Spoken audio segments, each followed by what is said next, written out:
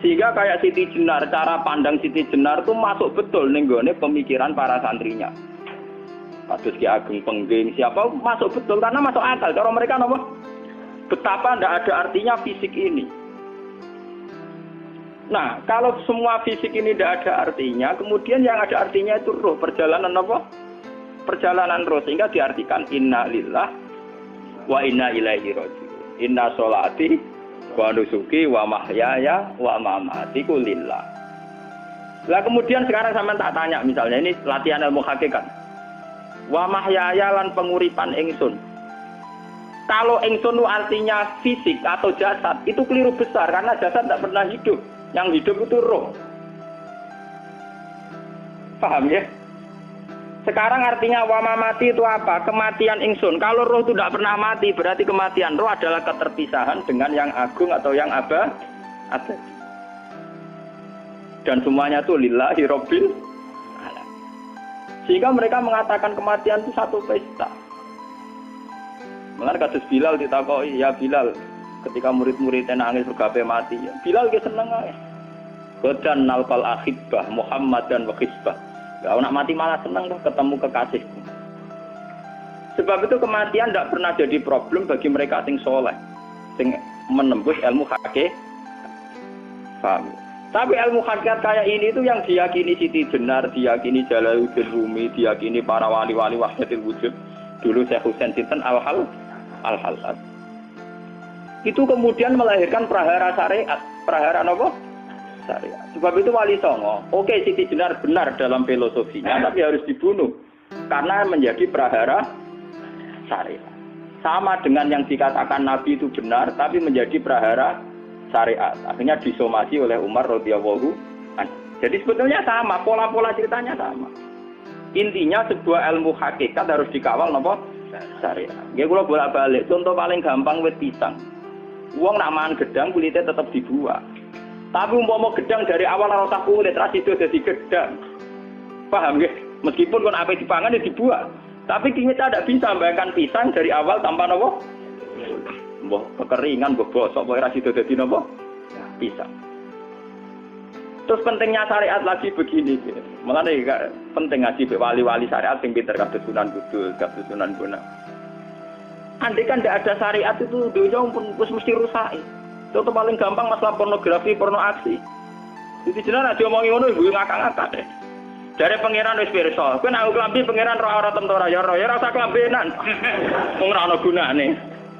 Kalau yang paling penting itu nazarullah, kenapa kowe klambenan barang, wong kowe klambenan ora pangeran tetep pirsa. Nyatane di Jenar nak mulang nggih coba klambenan lah intine napa? Dinya ada nabi Sunan Bonang. Nah, aku percaya kabeh nazarullah ora usah napa? Klambenan. Tetapi teori ora usah klambenan iki dinggo tenan. Mulane nek pas wiridan aliran sesat ciri utama. Kira klambenan tenan. Ruwet to. Lho iki tenan iki cerita. Iki pentingnya ngaji nggih. Ben sampean ngerti variasi riwayat kemudian kita orang syariat harus kayak apa, kemudian kenapa menjadi aliran wahdatil wujud. Lah terus kita-kita ini ya, kita-kita ini kan orang syariat. Memang kelemahan orang syariat itu akeh kok sampean-sampean siji mesti ra kramat. Modele ora di duwe bingung, ruwet. Urip wong syariat lho apa? Dineng bojo wedi, dineng tangga wedi, pengaruhe menurun. Pancen orang syariat itu banyak kriminal tauhidnya itu memang jelas. Malah kiai-kiai fikih nek ketemu kiai-kiai sing setengah jaga wedi mergo iso nebak atine. Ndekne meriang langsung. Sing kiai ra tau salat keramat padahal ngambungan wong. Sembudina sholat pas waktu kok ora tahu keramat. Wong ape buah utang tanggane keramat apane? Sing kono ngawur-ngawur sowan pirang meriang oleh wong syariat ngadepi wong hakikat napa? Mulane jogeman dadi wong syariat sing ngene bahaya. Nah, kula mboten ngarep sampai dadi wong syariat sing ra keramat. Bahaya sekali itu bagi perjalanan agama. Kalau sering ketemu kiai-kiai sing terkenal keramat di Juwaduk tiang-tiang hakikat. Ditantang kanca-kanca kula wani, nah tantang aku tetep rawani kok. Mikir deh. Karena orang yang sama-sama ke jalur hakikat tetap punya alamat, tetap wonten simahum biwuji min asari. Cara pandangnya mesti sama. Lalu kalau nanti ketemu murid, ya artinya yang ikut aliran Siti Jenar, Dia ada sholat, ada apa, hidup di satu tempat gitu. Padahal dia bisa baca Ihya. Dulu pernah mondok di Mekah, pernah di Irak. Itu ya meresahkan para kiai. Kemudian sebagian mereka minta saya suruh ketemu. Ya walhasil kalau ketemu pertama gitu. Jenengan Gus Ba, tapi zaman roh jenengku teu pernah tak arani muka sapa. Nggih biasa mawon. Kula ora usah kenal jenengan nggih kenal. Dadi kula nggih biasa mawon. Lalu pernah ngajar-ajaran ning. Saya Gus ning donya tak enteni mau turu ngenteni mati ngono Gus kok ribet. Jawaban kula terus ya. Sampai jare wong hakikat wong ngenteni mati barang. Ya mati wis saiki iku. Ora usah ngenteni saiki padha-padha wis napa? Wis mati. Ya saiki wis padha-padha wis. Wis padha kabeh. Nah, cara ilmu hakikat itu kan terus sama semua. Napa? Sama semua. Tadi makanya itu tadi. Kalau baleni malih, logika hakikat itu begitu ya. Roh itu ditiupkan oleh Tuhan ke kita. Kemudian roh karena ikut alam fisik, alam jasad, roh ngalami yang kita alami. Nggih. Ketika roh ngalami yang kita alami, dia tersiksa. Nah, ketika roh sudah terpisah dari jasad yang mengekang, yang memenjara ini, dia senang terus kembali ke Tuhan. Ini disebut innalillahi wa inna ilaihi. Lah jasad ini kemudian menurut ilmu hakikat enggak ada gunanya sama sekali total. Hilang di telan tanah. Lah kalau begitu jasad iki nak mbok agul-agulan, Gusti bathuk kula tak nggo sujud tangan kula ndi buktine tanganem wis ora ana. Bathuk wis ora. Mulane dari Siti Jenar, hanya wali bodoh kayak kalian yang punya ajaran bodoh begitu. Malah rasupan terus. Mulane Sunan Kalijaga semangat kon mateni mergo tambah omongane glodro nduk ndi. Tapi yang enggak disadari Siti Jenar yaitu tadi. Inti dari ilmu hakikat itu kan tunduk sama kersane Tuhan. Kalau sudah tunduk pada kersane Tuhan, kalau kersane Tuhan roh kita harus di jasad. Dan wujud jasad kita ini juga karena kehendak Tuhan. Kenapa yang wujudnya jasad yang karena kehendak Tuhan engkau ingkari? Sementara wujudnya roh tidak kamu ingkari. Toh wujudnya jasad ya bi iradatillah wa bi masyiatillah. Wujudnya roh ya bi wujudit bi masyiatillah wa iradatillah. Harusnya fungsi jasad juga harus kamu akui toh Siti Jenar. Wong sekarang kita punya jasad ya bukan karena kita, karena kehendak Allah. Kenapa kamu ingkari? Berarti kamu ingkari kehendak meneng Siti Jenar.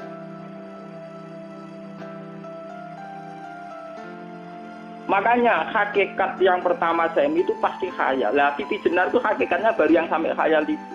Jika dia tersesat. Sebetulnya kalau sudah hakikat beneran itu tidak perlu khayal begitu. Artinya tidak perlu khayal jasad kita yang senajan ora ana gunane ini. Tetap piye wae wujudnya karena kehendak Allah. Juga kita harus terima. Apapun kekurangannya, apapun kenaifannya, ironisnya harus kita terima. Ini sebagai bentuk penerimaan kita pada masyiatil. Begitu juga keadaan roh kita sebagai penerimaan atas masyiatil. Meskipun ada teori-teori roh yang lebih valid. Lebih valid misalnya begini. Kanjeng Nabi itu suatu saat ininya terputus karena perang Uhud. Itu Kanjeng Nabi dia dolanan drijine ini. Napa cara niki napa jari jemari Nabi putus. Iki dolanan. Jadi Nabi sendiri kadang sering ngajarkan ilmu hakikat. Hal lagi illa usbun udmiyat wa fi sabilillahi ma lafi. Kowe ora trimo fisik, bentuk fisik jari jemari sing ditetir berdarah. Tapi nak kowe wis fisabilillah ayo wis balik ning habitatem. Sehingga kenapa para sahabat itu ketika dicincang, ketika putus tangannya, putus kakinya, sahabat yang usul ke ilmu hakikat itu malah senang. Karena jasad kita ini kan ila sabilillah menuju jalan Tuhan. Sekali dia sudah terluka fisabilillah itu sudah menemukan formatnya. Cara teori Cina sudah menemukan formasinya. Paham gitu?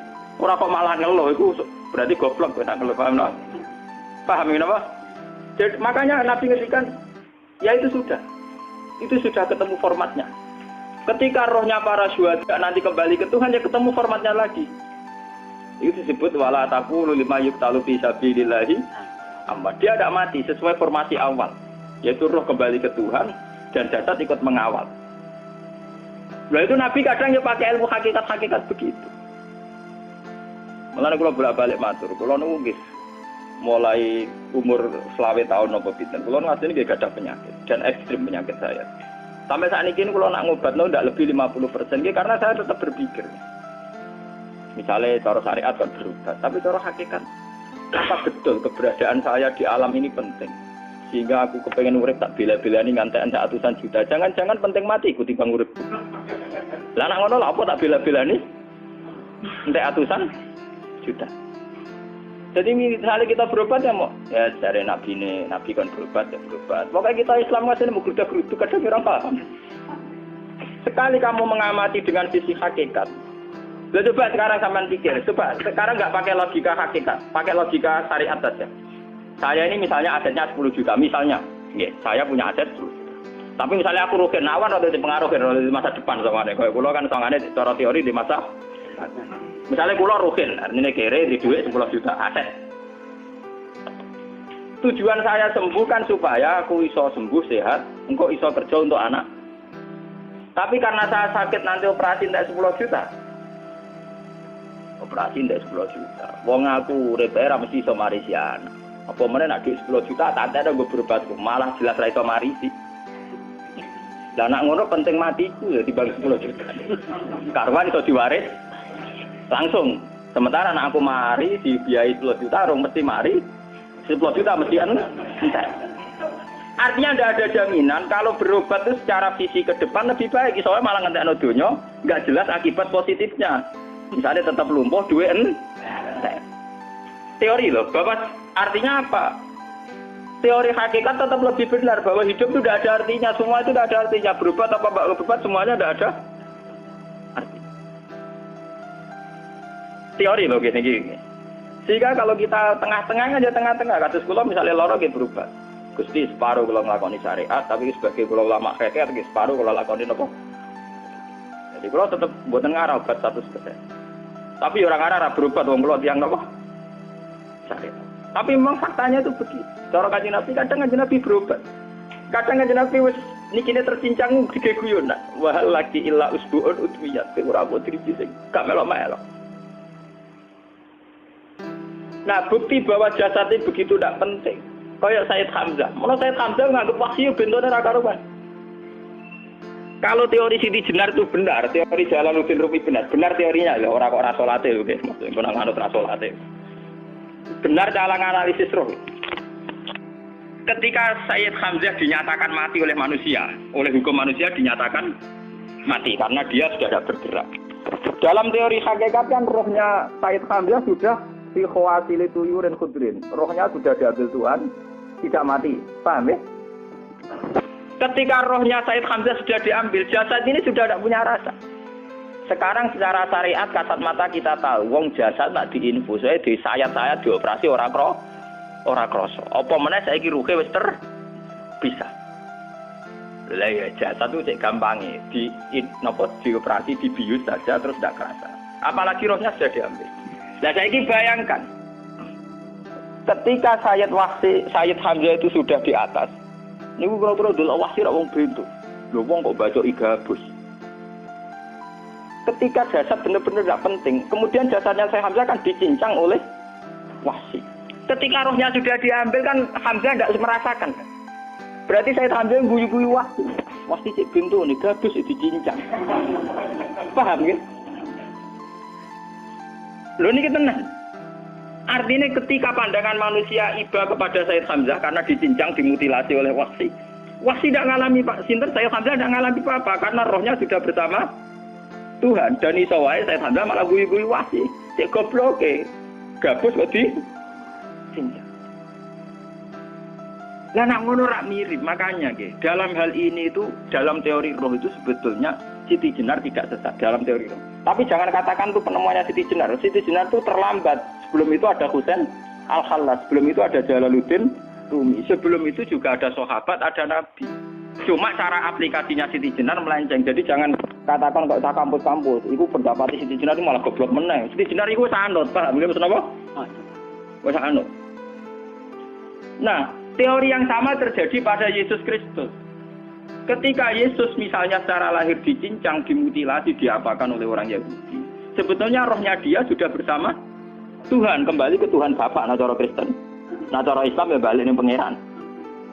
Andikan itu iya, itu ya tidak ada masalah karena hakikatnya dia tidak dicincang, tidak dibunuh.